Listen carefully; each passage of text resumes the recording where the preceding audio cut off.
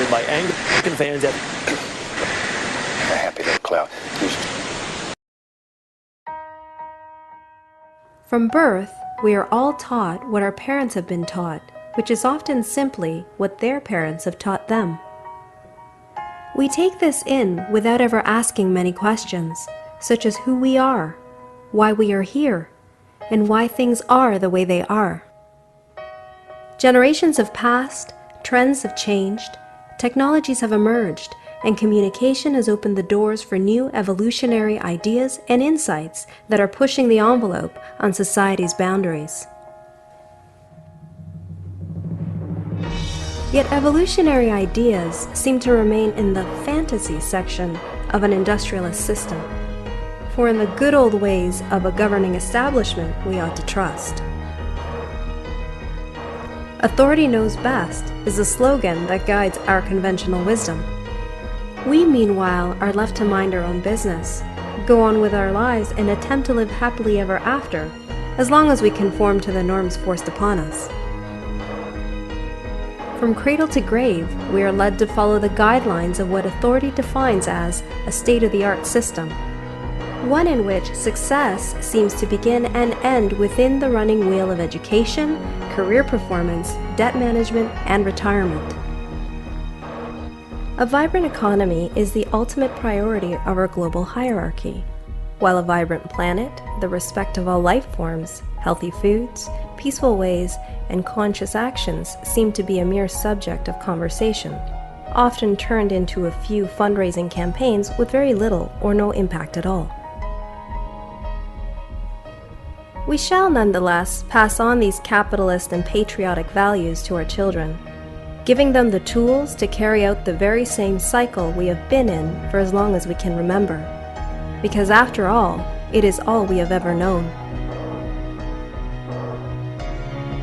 Some have stated that we have reached the peak of human evolution, but have we really moved beyond all archaic and backward concepts of reality? Have we collectively let go of all that currently restrains humanity? When we consciously expand our awareness and look beyond what our system stands for, we realize that it is simply erroneous to presume that it endorses a forever sustainable way of living. It is no concern for respecting either nature or human lives. It only profits through the promotion of unconsciousness. How many war casualties, oil spills, dead fish, and natural disasters will we need to see before we set aside our differences and awaken to our interconnectedness with each other, the earth, and all life forms? We destroy our home, the earth, for the sake of the economy. We torture and treat animals as mere commodities for the sake of the economy. We keep on using oil, despite the alternatives, for the sake of the economy. We perpetuate wars and kill each other for the sake of the economy. We promote superficial and materialistic values for the sake of the economy. We indebt the poor for the sake of the economy. We remain asleep for the sake of the economy. The understanding and wisdom that would deprogram our minds and open our eyes to the grand scheme of things has no economic value.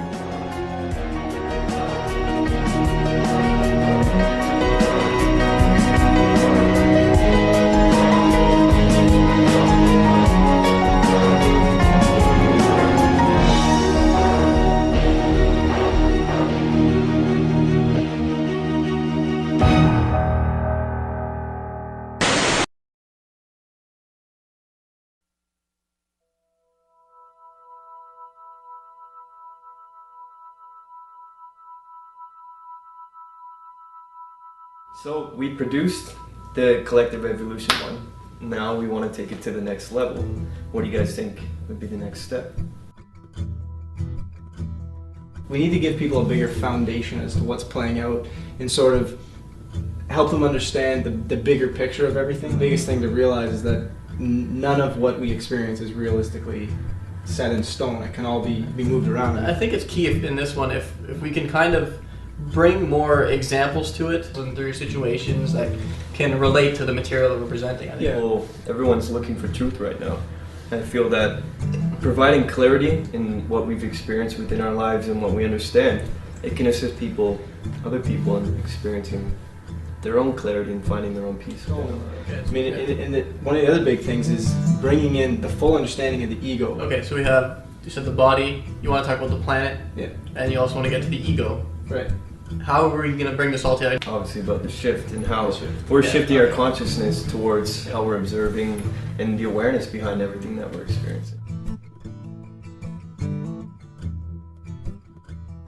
Okay, so explain who you are and where you get your information from. Well, I'm a soul that came back to assist humanity. And the reason I'm here is to assist specifically with the shift that we're going in.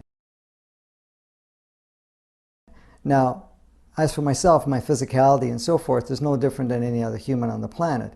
However, what makes the difference and where this information is coming from is my soul. Now, my soul is the unified soul, which is basically both halves put together, which are basically the twin souls united. But it's also a soul that went through a whole evolutionary cycle and basically completed its enlightenment. Now, once it has completed its enlightenment, it basically made an agreement that it was going to come back around this time to assist with the shift, knowing that the shift was going to take form. And because it was going to take form, we realized that there was going to need some assistance in bringing higher vibration and a different level of clarity. So whenever I'm presenting, whatever I'm sharing, it's not coming from, studying other books or referring to other philosophies or anything of that nature. It's basically information coming from source. It's basically coming from a realization that this human experience is just that, a human experience.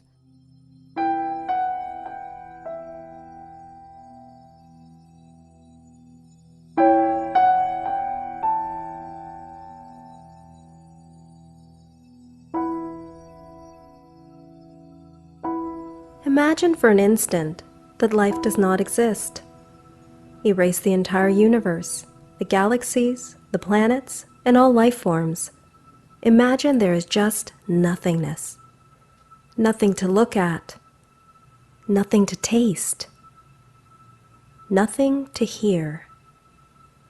Nothing at all for our senses to perceive.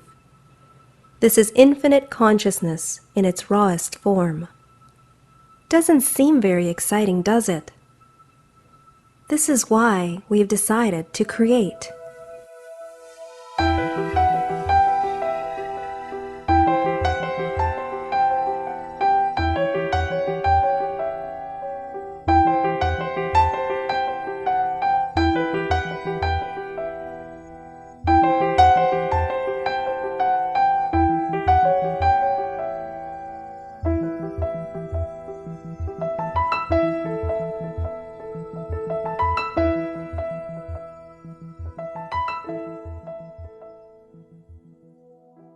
Why have we created all that we experience on the planet?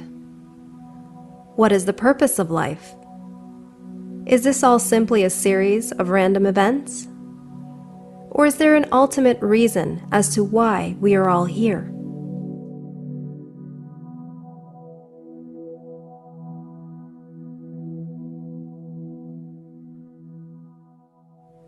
We are all one consciousness, all equal parts of one unified source. It is of this source that all matter, life, and experience is made. Source, or consciousness, is what some may refer to as God or the Creator. Many physicists refer to it as the unified field of consciousness. Many believe it to be a separate entity altogether. However, this consciousness is not something outside of or greater than us. It simply is us. The truth is, you already know this. Beyond all ideals, perceptions, accepted concepts of our reality and belief systems that we have, there is a fundamental knowing that each one of us holds. That knowing is an understanding of who and what we truly are. The only reason we don't clearly see it and often doubt it is because we have chosen to forget. By forgetting, we are able to engage in the experience fully and see what each has to offer. Let's back up for a moment. We are source. One consciousness. But what does that actually mean? Who are we? Why are we experiencing what we call life on this planet? To answer this, remember what it felt like to be infinite consciousness? Not that experientially rich, is it? This is why Source, who we truly are, decided to expand itself into individual bits of consciousness. These individual bits of consciousness are all souls. These souls are who we truly are. We are individual facets of a whole, all connected as one, all made from the same thing and all complete potentiality. You may wonder why Source, who is already whole and all-knowing, needed to expand itself into souls if it already knows and is everything. It did so because Source wanted to become experientially rich. By expanding into souls, Source can use its creativity to know itself in an even richer way.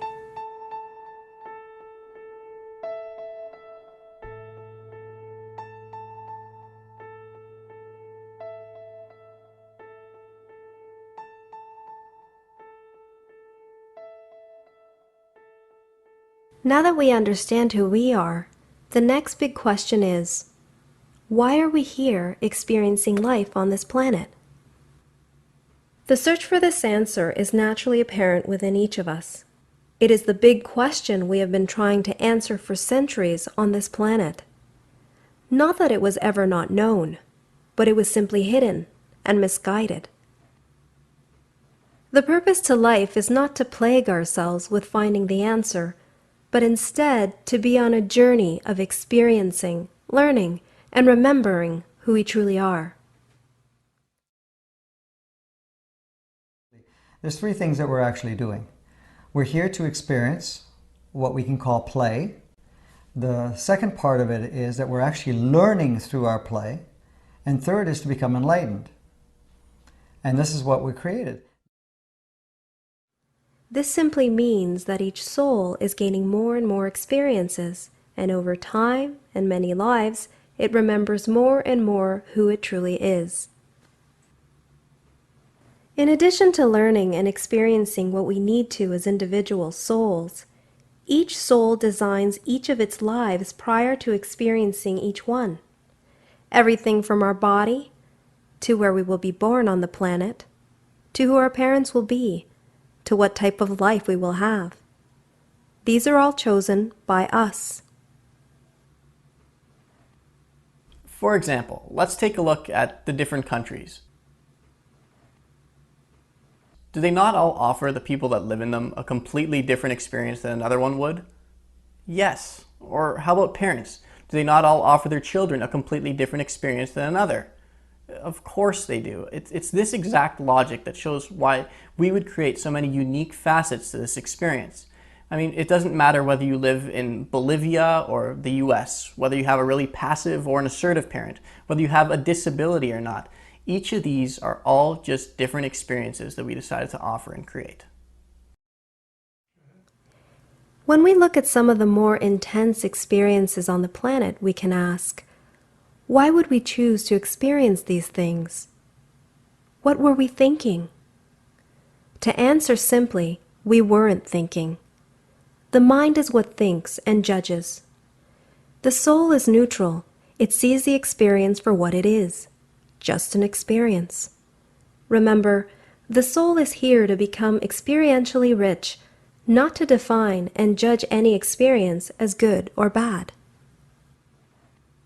We can look at some experiences and say, wow, that's really intense. There's no way I would choose to do that. But when you really look at it, where is that thought coming from? Because the soul is neutral with what it sees and experiences. It's the mind, because of the way it's been programmed and conditioned to perceive things, it judges things, it defines things, it categorizes things. But, in actuality, there's no real truth to this. Because if you were to take away the story of it being good or bad or right or wrong, you're left with the one universal truth, that everything is just an experience. We have to realize that we are not the mind that is defining these things by judging and categorizing and whatnot. We have to realize and remember that we are neutral souls that are creating experiences for ourselves for our own growth. Now, does this mean that the soul is cold or unloving? Absolutely not. It is only the mind that will push you to define it in this way. The soul, on the other hand, sees each challenge as another opportunity to let go of or further discover who it truly is.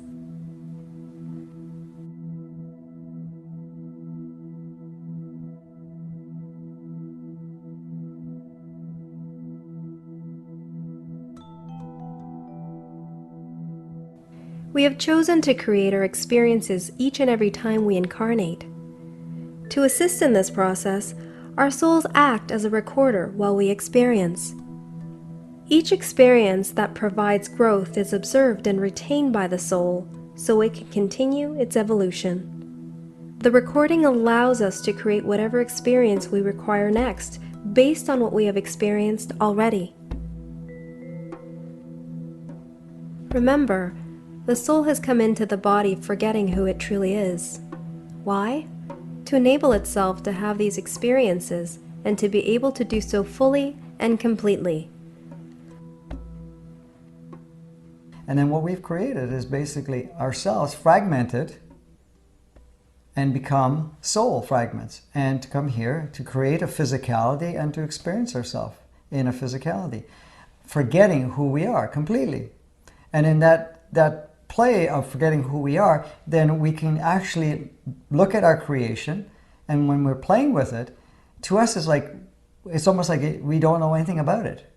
Everything is an experience of new. It's like, I use the example sometimes where, here you are, and you're the greatest engineer, and you have this capability to create amazingly in your mind, and you have these abilities. So here we are, this engineer decides it's going to create an amusement park. So it creates this beautiful amusement park, but then it wants to experience what it's like to play in an amusement park. But what better way to experience an amusement park than to forget that you're actually the one that created that amusement park? Because if you're going there knowing that you created it, then you know exactly how it all functions.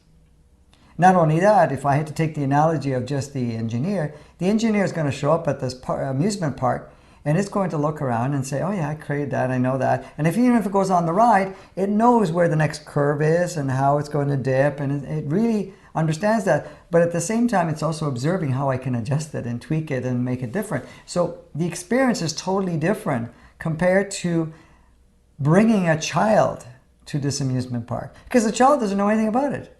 It's never experienced it. Everything is new. So this child shows up and it's like, wow, there's all this stuff to play with. And it's not even aware. So if it gets on the ride, it has no idea what the ride's going to provide. It doesn't know what curve is going to be next and how it's going to feel. And each time it's going to feel a little bit different. And at whatever it's playing with, it is always expanded because of the fact that it really is. It's like anyone doing something for the first time.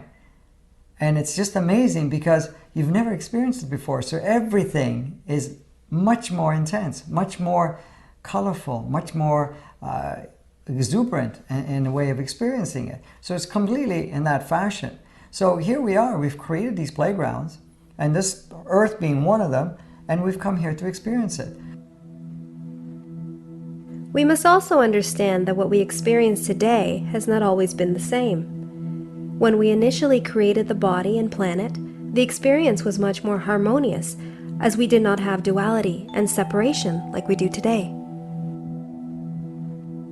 As you can imagine, the planet and conditions were quite different from today. As time went on and consciousness evolved, we shifted the planet and body to reflect something new. This allows us to experience something different. Today, we are experiencing a reality we chose and agreed to experience, which is full of duality, separation, intensity, and disconnection. Remember, the soul is simply pure consciousness, pure love, and potentiality. It does not judge what we experience. It simply wants to experience everything, as everything has growth in it. Along with expanding into souls and designing experiences for these souls to live out, we as Source also created many playgrounds, or what we call planets, to have these experiences and lives on.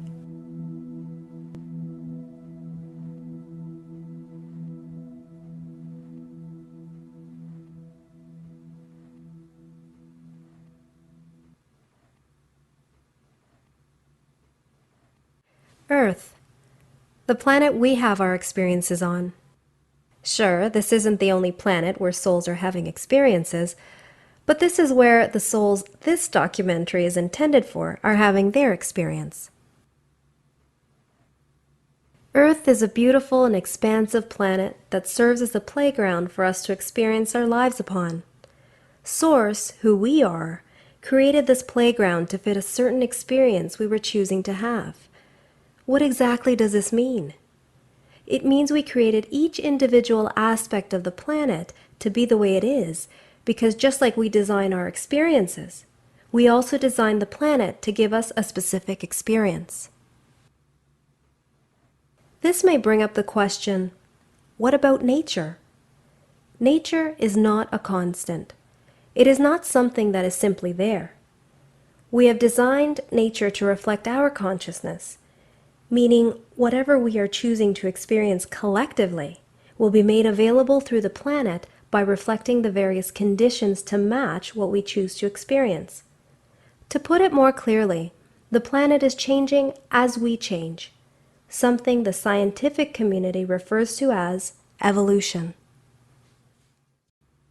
So we can look at it and say, well, the analytical side say, well, the planet is evolving as we are evolving, and it's true. In a way, it is evolving. But is it, we look at it as a point of evolution? No, it's actually molding itself to our consciousness, how we're experiencing it. Let's look at the planet today. Currently, we are treating our planet in a very destructive manner. We abuse and destroy it through the various toxins and resources we have come to rely upon. Of course, this reliance is not out of necessity. It instead exists simply for economic profit. But let's remember that we have chosen to forget who we truly are, which means we are very disconnected from who we truly are. In turn, we are also very disconnected from the planet. It should therefore come as no surprise that the destruction of our planet is what is playing out as a result. The planet is merely playing out our current level of consciousness. So when you take a look at how the planet responds to each of our actions, it doesn't respond as a separate entity. It responds as a direct reflection of us, because it is a part of who we are consciously. Therefore, when we play out disconnection or survival, the planet will reflect that with us. When we look at the animal kingdom, we can see a similar trend. This is because the animals are not on an individual evolutionary process.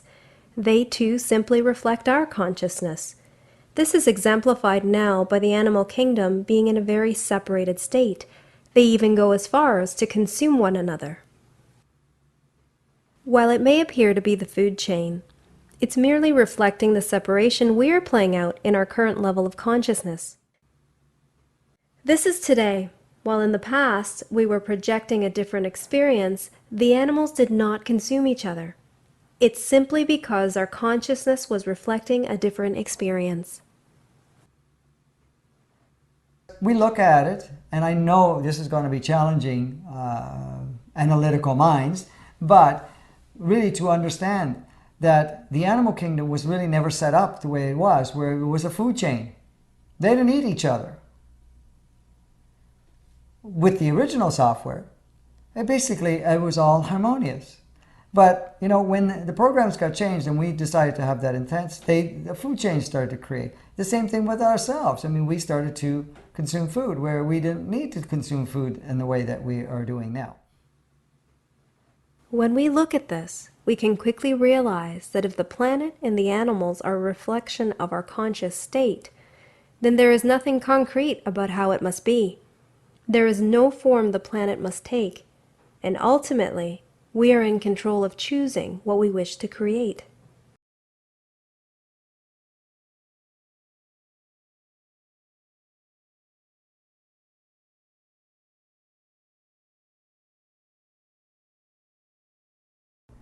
When you look at everything that's recently taken place on the planet,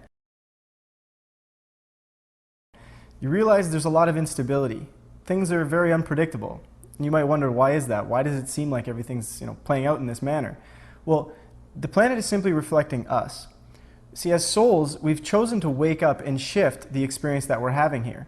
So in response, the planet is creating conditions that will push us to actually shift our experience here.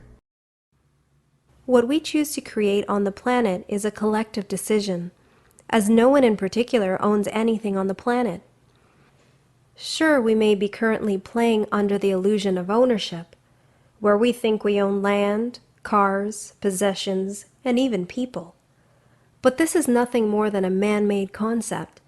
The planet and everything with it is to be shared.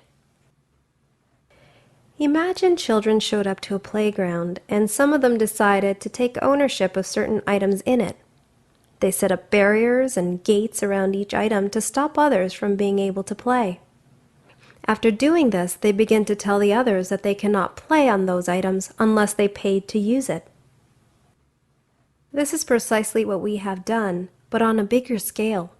We have claimed things that aren't truly ours, and then those who did not have equal opportunity to have it in the first place have to pay simply because others were there first.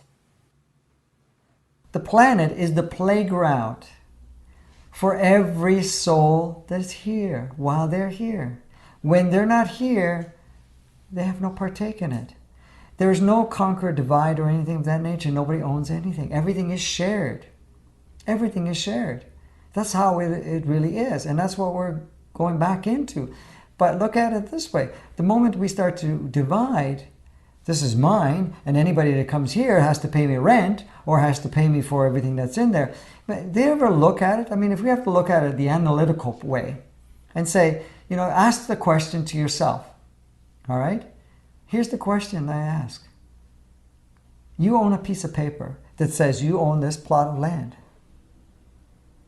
Who owned it before that and before that, originally?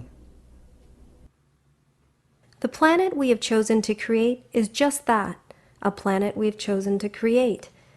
And we have created it to reflect our level of consciousness. We have the power to change it and shift it into any form we choose. It is no single person's responsibility. It's up to us collectively as to how we choose to create it moving forward. So basically, we created the planet to give us a certain experience.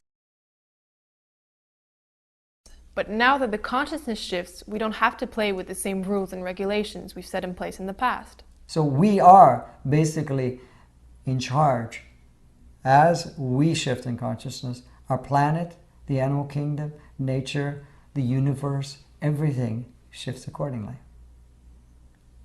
Because we made everything. Everything is the stage.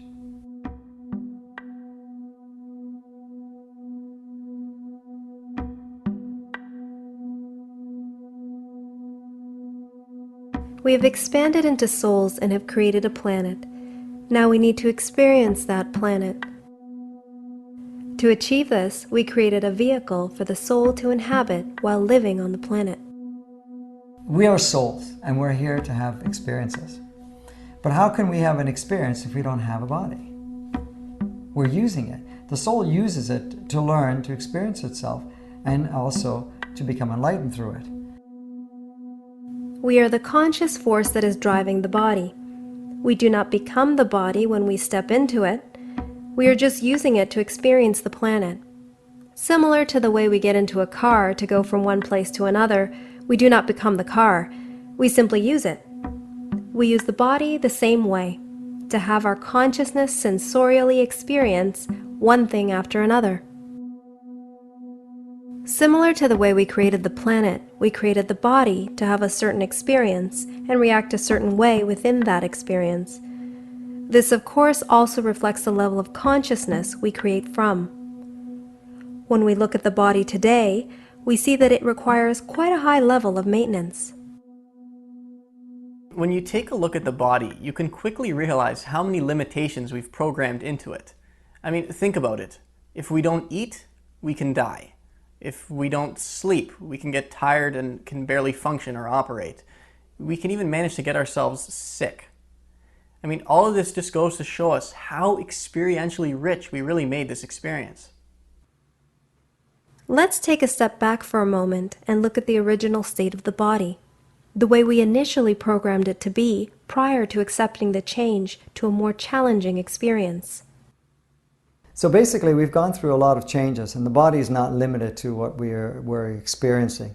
Because just to take the point of even sleeping, eating, and some other the functionalities that we've taken into our life, we originally weren't designed, and we didn't design ourselves as the creator, because we created our own experience here and our own playground. But when we did create ourselves, we didn't have the need to eat, and we didn't need to have the need to sleep.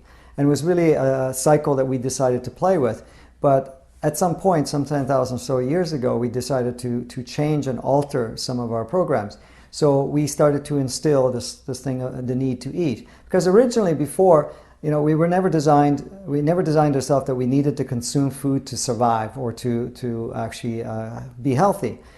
All the food was designed for, and because we at that time weren't really engaged with all the different layers that we are creating now, we were just basically fruitarians, meaning that we would consume only fruit. But it was not a necessity for survival or a necessity to feel healthy or anything of that nature. It was more of an opportunity as an experiential realm more than anything else. It wasn't that, if I didn't eat today, that something would happen, my body would complain and so forth. No, it's do I want to have a sensorial experience of enjoying a fruit and allow it to go through the system, and you would feel the energy of that fruit, how it would create itself through the physicality.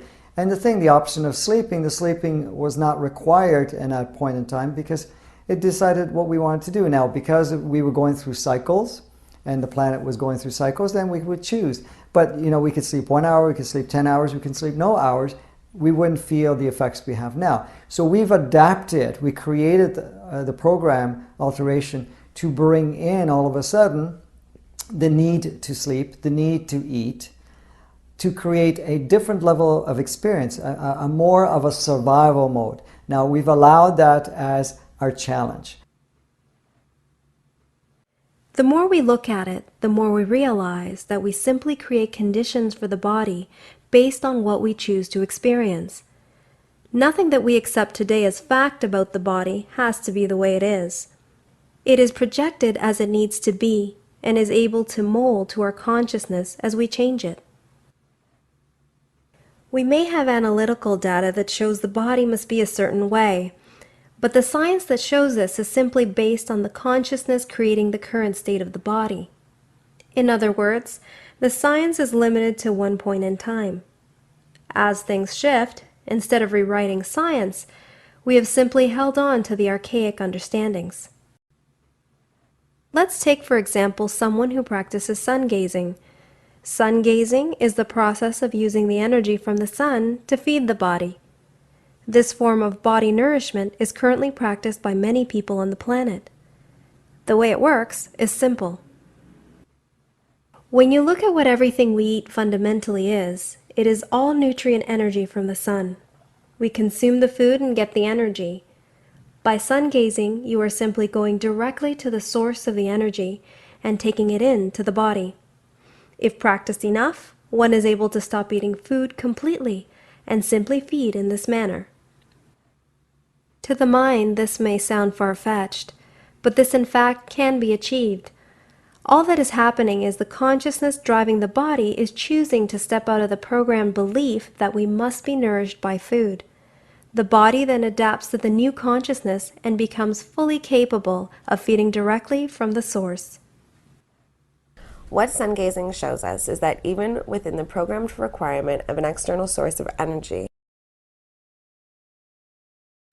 the body is quite capable of altering the way that it feeds. The body does this by adapting the way it operates based on the consciousness that's driving it.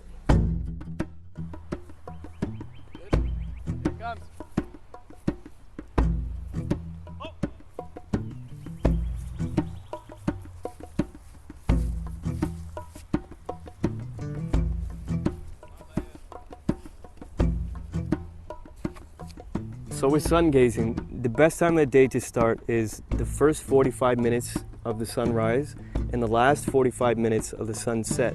Now, this is the best time to do it because at this time, there's actually no UV rays being emitted by the sun. To start, you want to start first time with 10 seconds. And each day as you progress, you want to do it every day. You'll add on another 10 seconds. So the first day will be 10 seconds, then 20 seconds the next day, and then 30, and then so on. Until you reach a point where you're sun gazing for about 44 minutes. Now, 44 minutes will be the cutoff point because at this point, you're going to see radical changes within the body. You're going to feel a lot lighter, you're going to feel a lot more energy, you'll be eating less, and just your vibration, your energy will overall be a lot higher, and your immunity, your immune system will be top notch. You literally won't get sick at all. I know sun gazing sounds pretty crazy, but there is an Indian man who goes by the name of HRM. Now, he's a world-renowned sun gazer, and I believe since 1995, he hasn't consumed any food other than just boiled water. There's a group of 21 scientists that actually wanted to study him. They wanted to study his daily life. They set out a course of 411 days where they did actually study him daily. He just basically lived his regular life. And they studied his vital signs, how his organs were functioning. At the end of the 411 days, they concluded that all his vital signs were perfectly normal. His body function and mind-body health was absolutely perfectly normal. Now, you can just imagine coming from a scientific mind and what science has told us about how the body works and what it requires. It literally shattered everything they thought they knew about the body. This completely opens the door up for us to understand that the body can utilize other energy sources and that there's actually no limits. I mean, the potential is endless for how we can utilize energy within the physicality.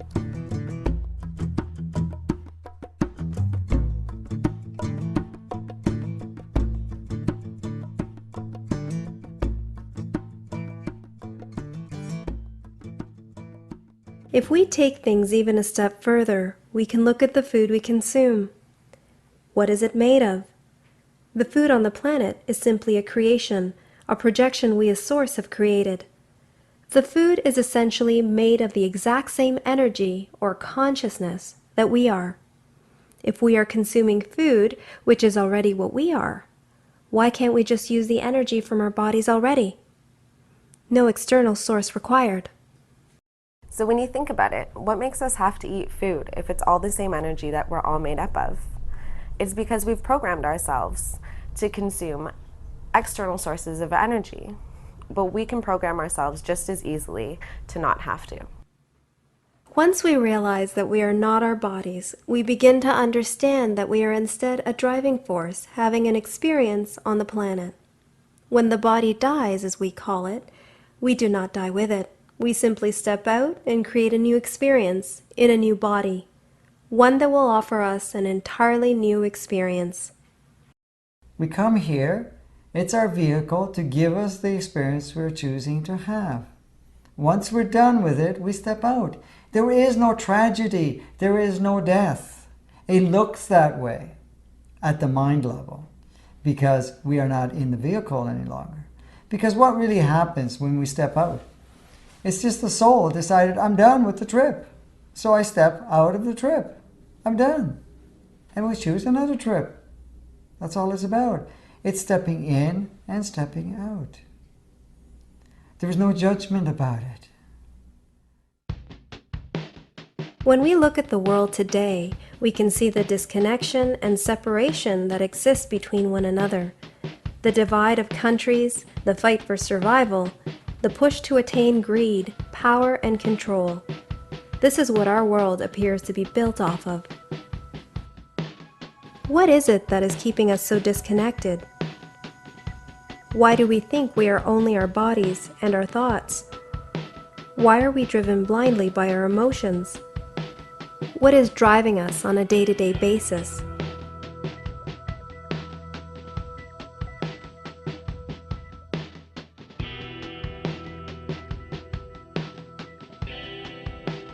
When we think of the word ego, we often associate it with someone that is self-centered and arrogant. Here we are going to refer to the ego as something else. Here, the ego is the program that we operate off of, the piece that drives us on a daily basis and disconnects us from who we truly are. To add to our experience, what we've allowed to play with also is created what we can call an ego. And the ego is actually a level of mind which basically hosts a series of programs. And it's a very ingenious little program because not only the program, it's actually self-learning.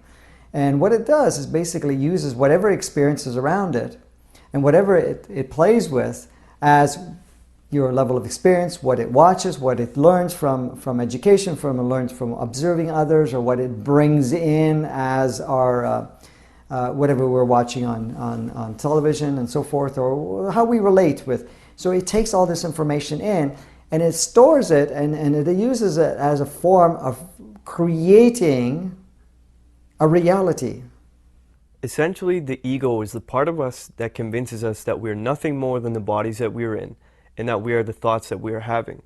Now, because the fact that this convincing is so well done and that we buy into these thoughts, it becomes so ingrained that it makes it much more difficult to become aware of and actually be able to take control of.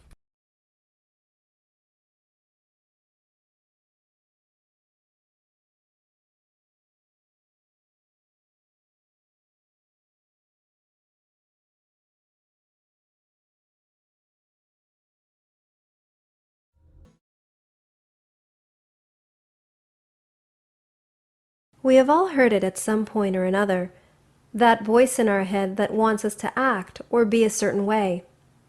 That voice that makes it seem like we are listening to our own thoughts. Well, think for a moment, if you are listening to your own thoughts, who is really listening? Who are you? In doing this, you realize that you are not the thoughts. You are something else. You are the soul observing the thoughts. The problem is, we never asked this question. Therefore, we go on thinking that we simply are those thoughts we are listening to. There are two parts to the ego, the upper ego and the lower ego. The upper ego is where we define basic characteristics of ourselves. This is done through programming.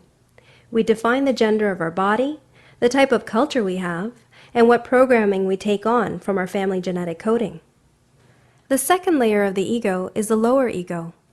This is where we store all of the stories, programs, and belief systems that we pick up. These are what drive our decisions and actions throughout our life. Both parts to the ego are nothing more than a false sense of self that is implanted within the subconscious mind. They combine to make us identify and believe that we are our thoughts. It does so by convincing us that our thoughts contain truth within our reality. You are never going to be good enough. You are not worth it.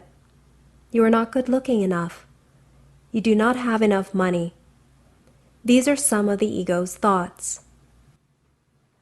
It's the voice that makes us feel self-conscious, that makes us feel like we need to wear our hair a certain way or wear certain clothes to look good. It's the voice that makes us doubt ourselves. It's the story of fear that comes in when we want to speak up and say something. Because we believe in our thoughts, we identify with our thoughts, and then we become our thoughts.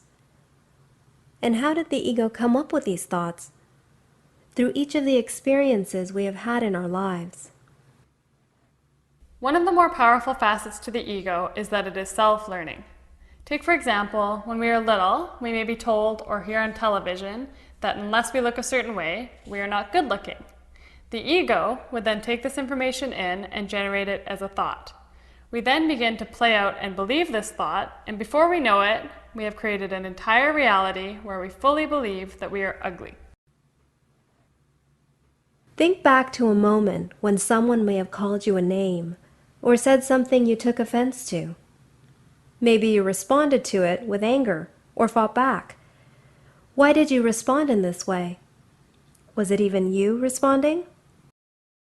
Certain situations may happen where somebody says something or something plays out, And because the ego mind actually stores all these memories of everything that you've experienced in the past, it has a whole collection. So if somebody says to you or says to someone that you're an idiot, right off the bat, the program says, what do you mean I'm an idiot? You know, and it has a response mechanism.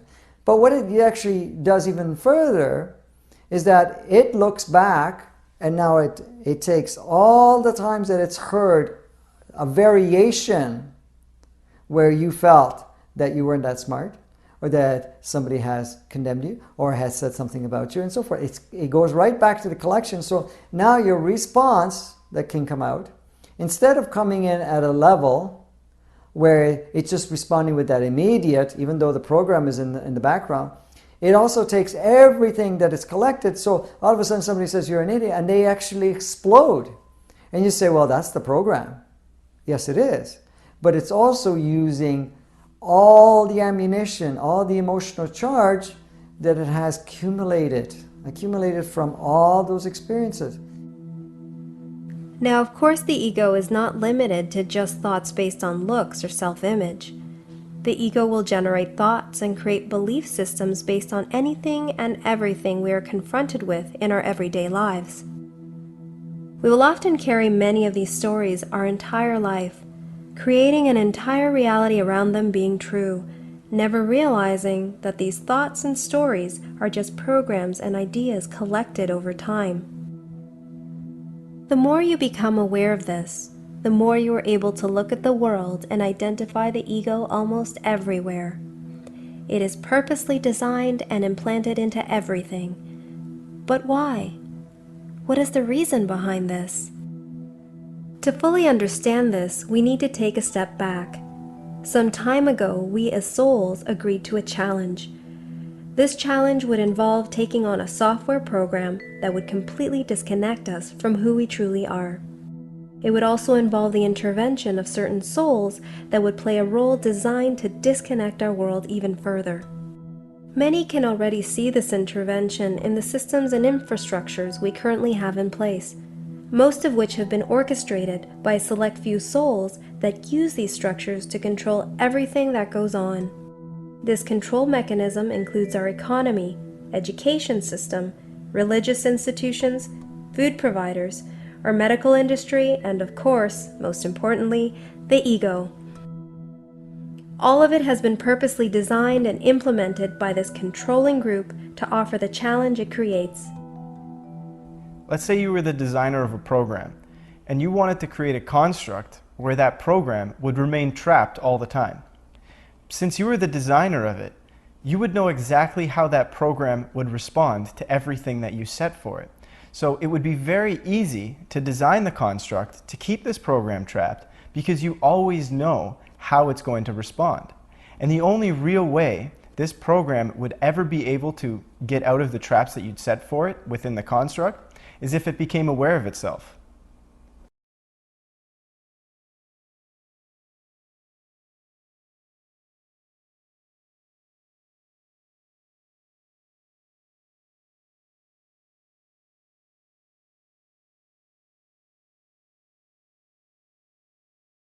The control mechanism is simply a series of constructs designed with the ego in mind. It is built to consistently keep the ego creating ideas and stories that further build its identity. Look at how we fear not having enough money to survive. Look at how we will slave for hours just to get the toys our ego desires. Look at how we fear not having an education or job that will lead us to the ideal life. Look at how we judge one another based on what we do and do not have. Why do we get angry when someone cuts us off while driving? We are trapped in a multi-layered program of thoughts. We are in a prison we do not even realize exists, a prison so well designed that we have become the prison and are willing to fight to protect it. What we must also realize is that the control mechanism, or in other words, the souls that are playing the role of controllers, only have access to our ego mind, which means they are only able to keep us locked within our ego by stimulating it. This is why so much of what we see on a daily basis strokes our ego in some way, shape, or form. The more active it is, the more you identify with it. The more you identify with it, the harder it becomes to ever realize what is actually going on. If you look at many of the movies, television shows, popular songs, and distractions that have been released, they all have one thing in common. They are all designed to shape the mind for a certain life, a way of being. They even go as far as telling the ego how to generate emotions, and by emotions we do not mean feelings, which we often relate them to. The truth is, emotions and feelings are an entirely different thing.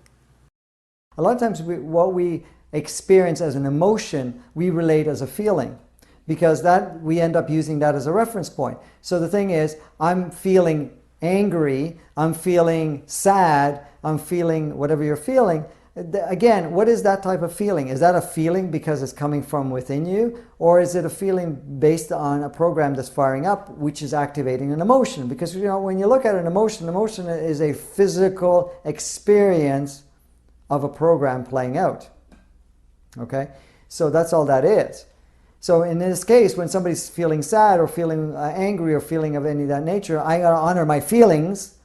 You know, it is basically what you're doing is you're tuning into what our emotions are. It is not true feeling, because true feeling basically is very, very peaceful, very clear inside, and it is our guiding system. The emotional responses we often have to certain events are usually the result of how society, or the control structure, has programmed us to respond. Much like in the designer example heard earlier, many things are done to lock us into emotional states.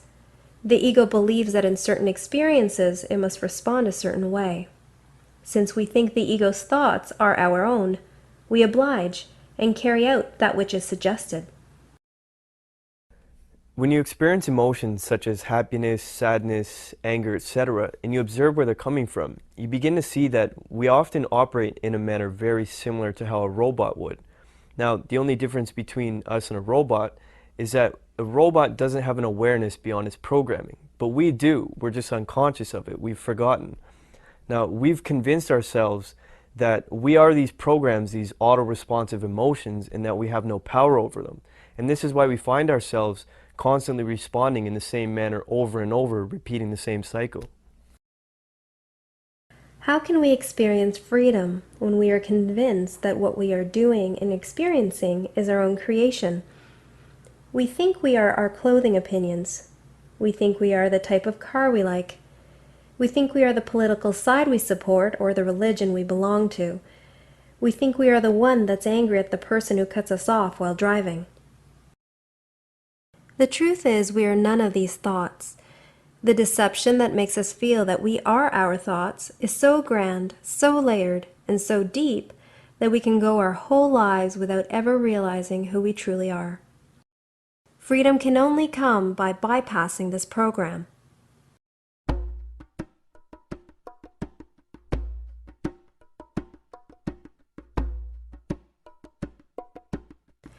When we look at where our conscious choices and creations have led us to this point, it's clear to see that we have created an intense sensorial environment. We've created a world where we see each other as complete and separate entities from one another, a separation so severe that we are capable of killing one another. We've created a financial system where we have enslaved ourselves into working the vast majority of our lives, doing things we do not enjoy, just to earn pieces of paper. We take children of complete potentiality and we indoctrinate them, limit them, and force them into a tiny box just so that we can continue to repeat the system. We have become so disconnected from ourselves that we actually harm ourselves simply to appease ego desires. We eat food that is terrible and harmful for our bodies because of the emotional connections we attach to them. We drive cars that run on oil, which pollutes the planet, because it's more important to be profitable than to use the free energy methods that could be easily available to everyone. We put medications into our bodies because we always want that quick fix and are disconnected from treating our bodies in any way that resembles something natural. We drink alcohol and take other mind-altering substances because we feel the need to alter our mind to escape who we think we are on a daily basis. Looking at all of this, can we truly say that our world is in a state of peace? Something needs to change. We cannot keep repeating this cycle over and over again. Doing so would accomplish nothing but the destruction of ourselves and the planet we live on.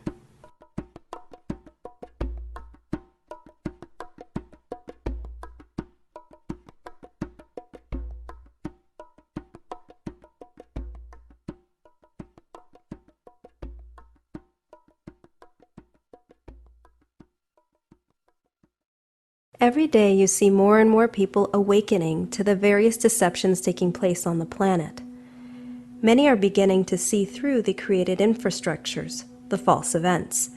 Through the way the media lies for the benefit of a few, this is becoming increasingly known, and those who understand it want change. The question is, how? One option is to go out and protest, fight, scream, and yell about all of this, but what does that really do? All it does is repeat the same cycle of separation over and over again. We can try to lobby or implement new policy, but what does that do? In a government that's run by people that enforce laws regardless of vote? Absolutely nothing. No president, prime minister, or elected official can do anything to truly change our current state. We can try and overthrow government and restore human rights and freedoms, but what will that do? Nothing. Because the world is not like this because of our lack of rights and freedoms. The world is like this because of us, or more specifically, the way we are programmed. We can change any external part of this world until we are blue in the face, and it will never shift this planet to a peaceful and harmonious state, nor will we experience freedom. Why? Because our consciousness creates the reality before us. If our consciousness stays the same, we will create the same limitations, but in a different form. We will never truly be free until we have freed ourselves from the mind. The very people who are waking up and resisting the system are the same people that agreed to play within this limited structure in the first place. We all created it, together. Control mechanism and all, we agreed to experience this type of world. It has been just an experience. It's like if you're at a video game store and you're choosing which game you'd like to play. We chose the one with all the intense control mechanism, the structures put in place, to the point where we totally forgot who we truly are. But in order to beat the game, it's simply to get our character to remember who it is. Taking a look at this on a deeper level, what is the current state of humanity's consciousness? Our reality is currently being driven by a program called the ego, a program that keeps us separated, in a consistent chase for materials, and identified with things that are not a part of who we truly are. What has this consciousness created for our world? We have war, we have greed, we have power, and we have pieces of paper that we slave to make and die to protect because it determines our very survival. We care more about cars, our clothes, our looks, and convenience than we do about caring for the planet we live on or our own bodies. The bottom line is we are disconnected from ourselves, so we have created a world filled with disconnection. If we want to change this planet and change this experience, the answer is actually quite simple. You change the source of what is playing out. That source is us. Not the government, not the elite, not the economy, not the religions, but us. Each and every soul on this planet. We change the way our consciousness creates this reality and free ourselves from the enslavement of the ego and mind, and we will change the reality itself. We seem to have developed a tendency, almost an obsession, with always wanting to feel like victims within our own lives.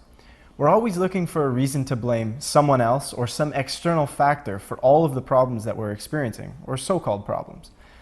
Meanwhile, everything that we are experiencing, we've created for ourselves. We've created this for our own growth.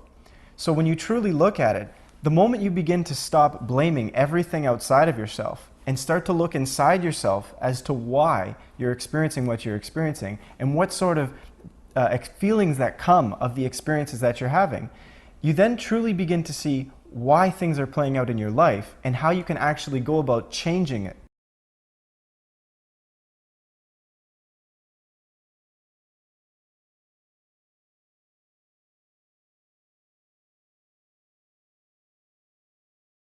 To understand how we consciously create, we can take a look at two very practical examples.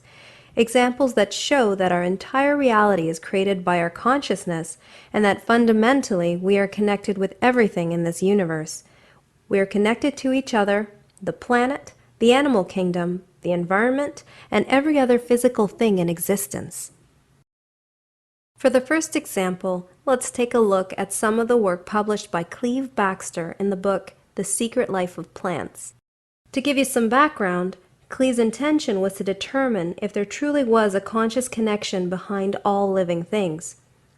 If found to be true, he wanted to further discover if the consciousness of one living thing could affect the consciousness of another.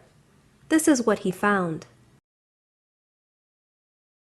During the next 6 hours, at some undetermined moment chosen by a randomizer, these brine shrimp will fall to their deaths in boiling water. In another room, completely separate from his laboratory, Baxter has placed a philodendron plant, a polygraph, and a videotape recorder. Carefully, he places a leaf between a pair of electrodes that will monitor the electrical activity of the plant. For the automation of this experiment to be successful, I have to get a certain distance away from my lab so that my consciousness won't affect the results.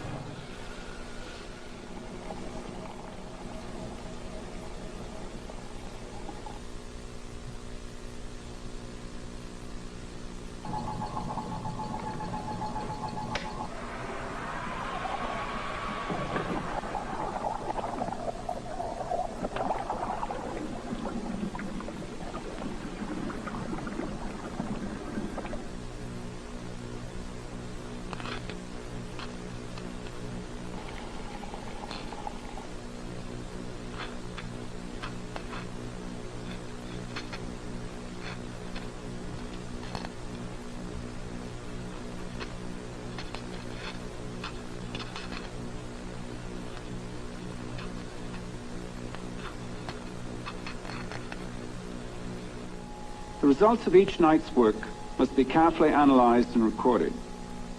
In spite of his high percentage of successful results, only a few daring individuals from the scientific establishment have come forward with offers to replicate his experiments or test his results.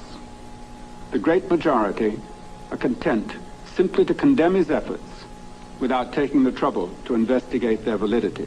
A few brine shrimp die and a plant feels their death. I think it's the smallness of the event that makes it so significant. It means that even on the lower levels of life, there's a profound consciousness or an awareness that binds all things together. The results of this experiment clearly show us that there truly is a conscious connection between all elements of nature.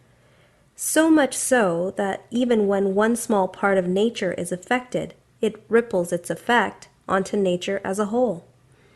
When we look at the world today, we all know that we consistently pollute the air, the water, and the environment quite intensely with toxic waste.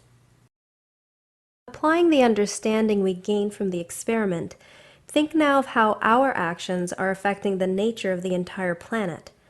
Every single thing on the planet is affected by every single one of our actions. To take things even further, Baxter performed a subsequent experiment, this one aimed at determining whether the consciousness of humans is connected to all other living things as well.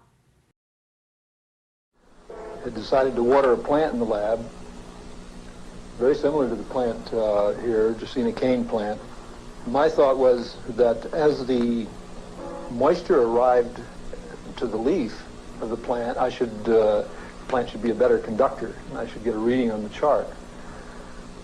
Well, strangely enough, I didn't get this at all, and in fact, it did just the opposite. Instead of the tracing edging upward as it should have on the chart, it went into sort of the wild excitation, very similar to the first part of a human taking a polygraph test.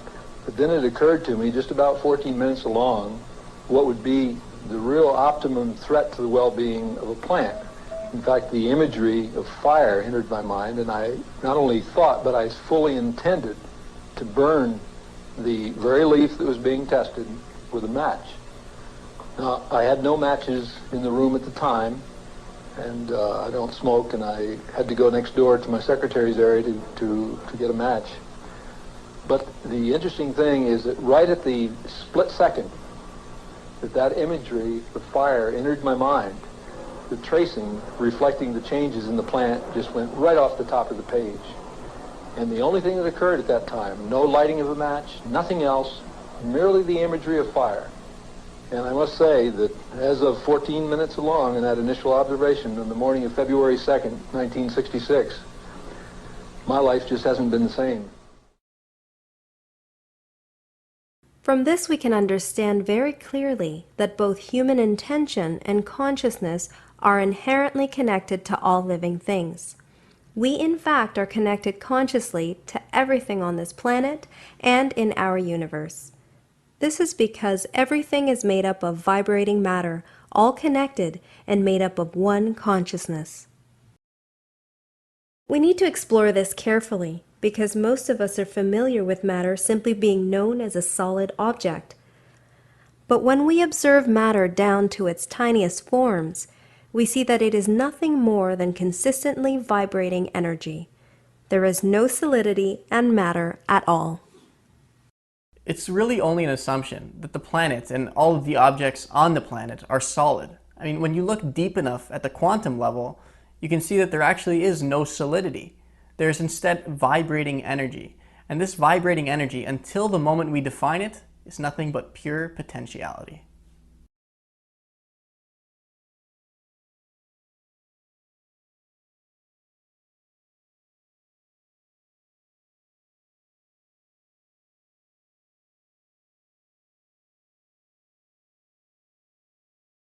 As mentioned earlier, everything is made up of infinite potentiality, and the moment consciousness decides to create from that, creation takes place.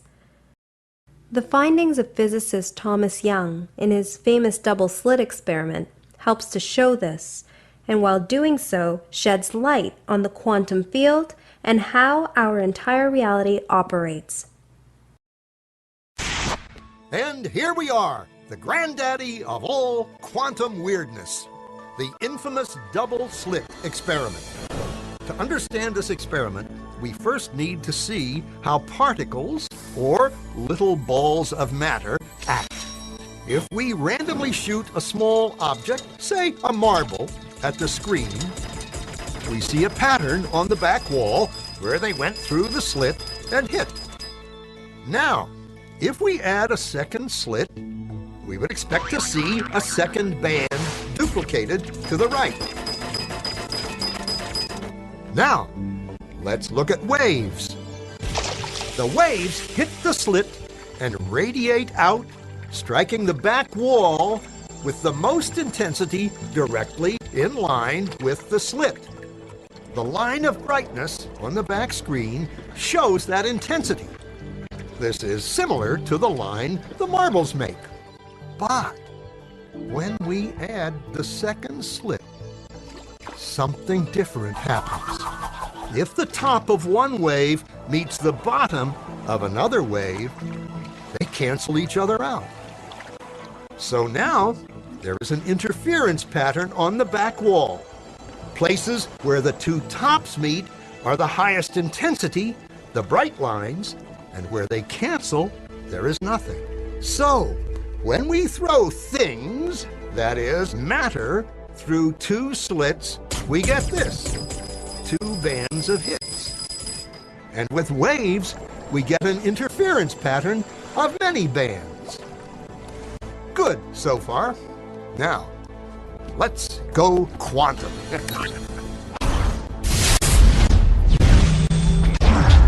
An electron is a tiny, tiny bit of matter, like a tiny marble. Let's fire a stream through one slit. It behaves just like the marble, a single band. So, if we shoot these tiny bits through two slits, we should get, like the marbles, two bands. What? An interference pattern! We fired electrons, tiny bits of matter, through. We get a pattern like waves, not like little marbles. How? How could pieces of matter create an interference pattern like a wave? It doesn't make sense. But physicists are clever. They thought, maybe those little balls are bouncing off each other and creating that pattern. So, they decide to shoot electrons through one at a time. There is no way they could interfere with each other. But after an hour of this, the same interference pattern is seen to emerge. The conclusion is inescapable. The single electron leaves as a particle, becomes a wave of potentials, goes through both slits, and interferes with itself to hit the wall like a particle. But mathematically, it's even stranger. It goes through both slits, and it goes through neither. And it goes through just one, and it goes through just the other. All of these possibilities are in superposition with each other. But physicists were completely baffled by this. So they decided to peek and see which slit it actually goes through. They put a measuring device by one slit to see which one it went through and let it fly. But the quantum world is far more mysterious than they could have imagined. When they observed, the electron went back to behaving like a little marble. It produced a pattern of two bands, not an interference pattern of many. The very act of measuring or observing which slit it went through meant it only went through one, not both. The electron decided to act differently, as though it was aware it was being watched. So what does this tell us about our reality? It tells us that the moment there is consciousness viewing and defining how things should act, the infinite potentials act in that manner. The electron acted in the way consciousness defined it should act. We see two slits, we have particles. We define that they must pass through the two slits and create two lines on the other side. However, before it is defined, the particle carries out every possibility. It is limitless. Consciousness, the observer, who we truly are, is in control of our entire reality. How we define our world and what plays out is entirely up to us on a collective scale. The world is infinite potential and infinite possibility. Our consciousness can shape it in any way we choose. Since consciousness does in fact create reality, and we have created the reality we have today, it should be obvious that if we were to shift our consciousness as a whole, we would create an entirely new reality. Notice it was stated as a whole, because we experience and create collectively, and collectively we choose to experience a particular world. What is happening across the planet is a shift in consciousness. The consciousness is beginning to realize this experience has been overplayed, outgrown, and archaic. It takes no judgment when looking at the experience. It simply realizes that it's time to change the game to something new. We're actually shifting our consciousness. And with part of the shifting in consciousness, we're shifting our whole reality. And what else plays out with that part of the shift is that we actually project a different world, a different reality altogether as a whole. So basically the shift is a collective shift that we're going through. The change has to happen within each one of us. We understand that we are all connected, and that a small consciousness change in one will result in a conscious change in the whole. As we saw in the previous experiments, the interconnectedness we share as beings on this planet expands throughout the entire universe. This is not a question of theory, but an inherent truth that we all hold inside. And the thing is to look at it even more in a grander aspect of it. This shift is happening not only for us, it's happening all throughout our universe. And all of it is all lining up to bring us to a different level of experience, because we are experiencing a contraction and expansion as the source that we are. So as the expansion, what we've done is we've created all these playgrounds. We created all these what we call worlds. And of course, we have our world we call the Earth. But we've created all these playgrounds and worlds to experience ourselves in. So right now what we're doing is we're going to another level of realm of experience. But as we're doing that, we're also aligning with who we are. So as the creator, we are now becoming more active in a conscious way of what we're experiencing. So what is the shift really taking form, and what is really happening is that energetically we're changing. And our consciousness is changing, so we're reflecting something totally different. Currently, we go through life stuck in our thoughts, stuck in our heads, thinking all of the time. Instead, we can be conscious. We can witness the beauty of the planet, the beauty of interaction with others, and the beauty of being aware of what is playing out in our lives. It simply is about allowing the bigger part of who you are to come through. We might wonder how we can uncover who we are and truly change ourselves inside. We may want to jump to the conclusion that if we simply intend to change, then all will happen. But this isn't the case. What keeps this world projecting in this way is simply the fact that in our unconscious state, driven by our ego, we think that this is all that there is. We have forgotten who and what we truly are, and have allowed the mind to become locked in a prison it doesn't know exists. If we truly woke up, truly awakened to who we are and what we have been playing with for all this time, we would not be projecting the planet in the same way. After all, we have the control. We are the ones that define the potential as we observe it.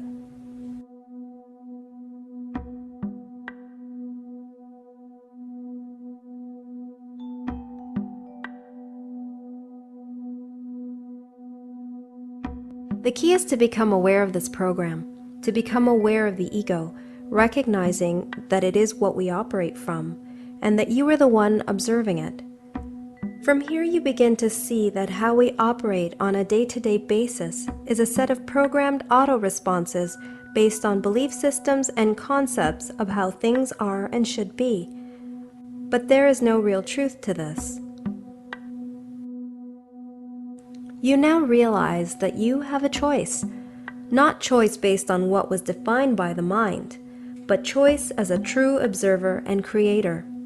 You can now see yourself experiencing and see what the mind is presenting as how you should be, how the world should be, and how everything should work.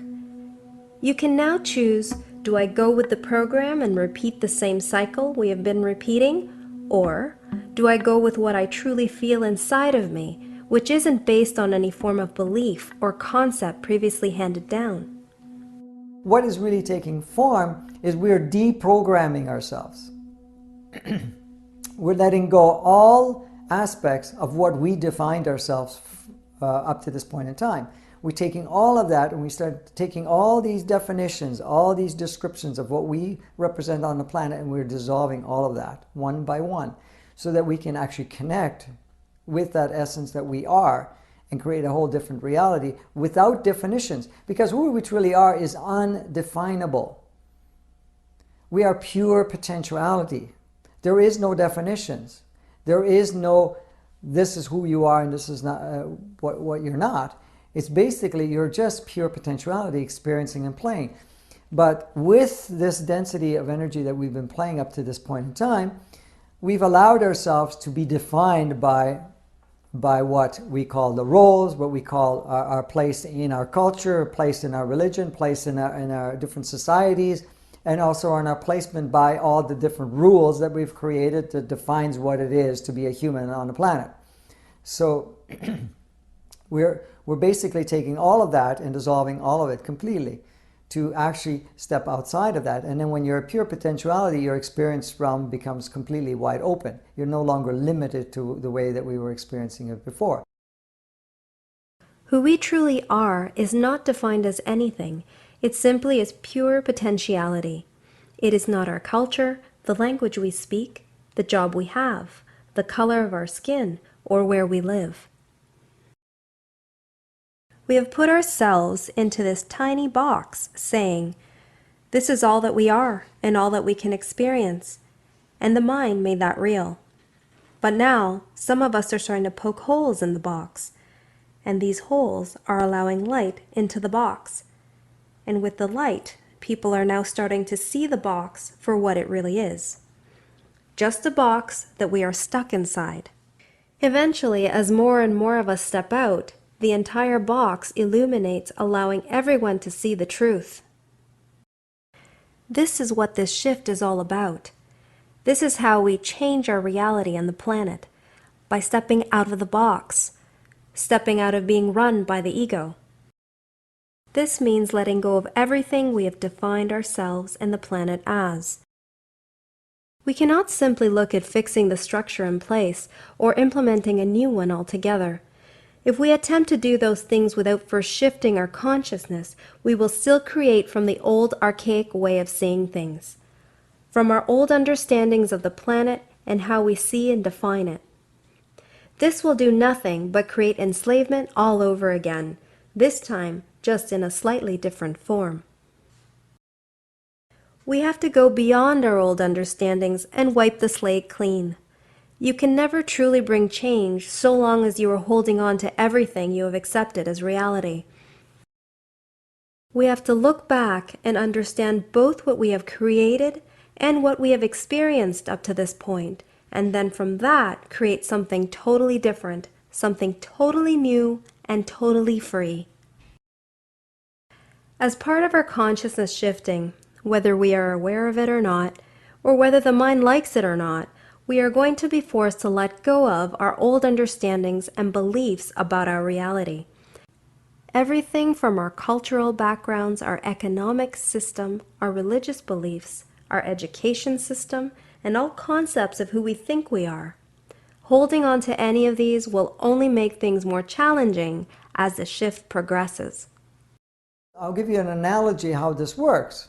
It's like us right now. What's happening is that we're carrying luggages. And what do these luggages represent? These luggages represent all our belief systems that we have, all our definitions, all what we perceive as our reality and world, which may be our different, not only our definitions of who we are, but all our possessions, all our different attachments that we have to other soul, to other stuff, or to money, or to anything else that we've adhered ourselves to believe that defines us and that's who we are.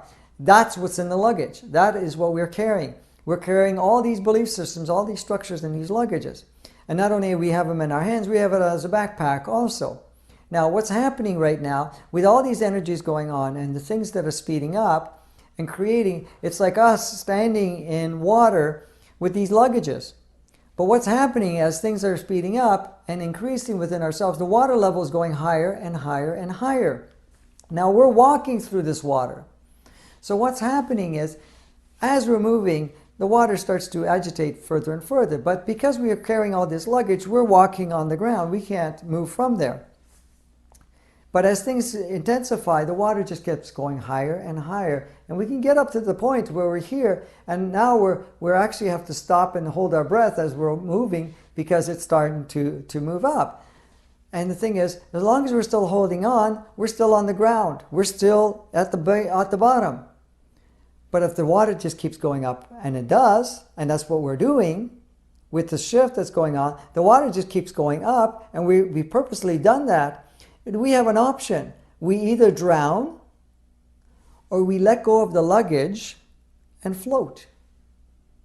By letting go of the luggage, we're now floating.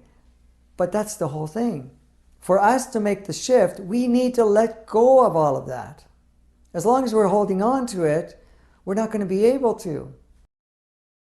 This internal shift in each one of us is going to continue to present itself more and more until we let go of what it is that we're holding on to. Each one of us emanates a frequency that adds to the overall vibration and frequency of the planet. The control mechanism is simply trying to maintain a planetary frequency that keeps us experiencing this reality. Every thought or emotion we have carries with it a frequency. If we feel hate, it has a certain frequency. If we feel love, it has its own frequency. When we feel or make certain thoughts or feelings a part of us, we emanate that frequency. The goal of the controllers is to keep us emanating frequencies in a particular range, one that this way of life, this projection, exists in. If we started to get out of this frequency and changed our overall frequency, the world as it is today would change completely. Everything this control mechanism does is geared towards maintaining this world. Genetically designed foods we eat, vaccines, medications, chemtrails, satellite frequencies, chemicals in our water, and so on. They are all there to keep us locked in this frequency. Not only locked, but also many of the actions we regularly do are a direct result of this frequency. Fighting, anger, and protesting. Feel the way these actions make you feel to do or see them. Does it bring you peace? The more we let go and dissolve the old ways and beliefs, the more we assist in shifting the overall frequency of everyone. We begin to step out of the frequency range being maintained, and the reality before us begins to come down. Remember, we are all connected. A change in each of us results in a change in the entire planet. It is up to each one of us to begin to disempower and become aware of all that we individually and collectively have defined as our reality. It is up to each of us to realize that which is not truly us, and to begin to let go of the power the program has over us. In some cases, it may be challenging to let go of many of the things we define and identify ourselves with. But this is this way for a reason. The control structure has designed it to be this way, not only to maintain the system, but also to offer us the challenge in remembering who we truly are.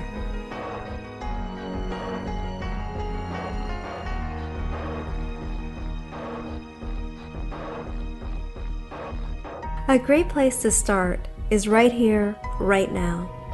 What has this information brought up in you? Are you angry? Full of judgment? Upset? If so, why are you having these emotions? If you were truly at peace, then none of this would bother you, whether you felt it as true or not. If you discover your reactions were from some sort of idea or definition, maybe a belief system that you identify with, ask yourself, do I really need to continue experiencing these old beliefs? Or can I let them go? These are the types of questions and observations we must make about ourselves as we go through the shift. These are the types of questions and conversations we must share with one another. These will allow us to observe and deprogram all definitions and triggers we have in our own lives. These types of questions are what will lead us to experiencing true peace in a world without limits.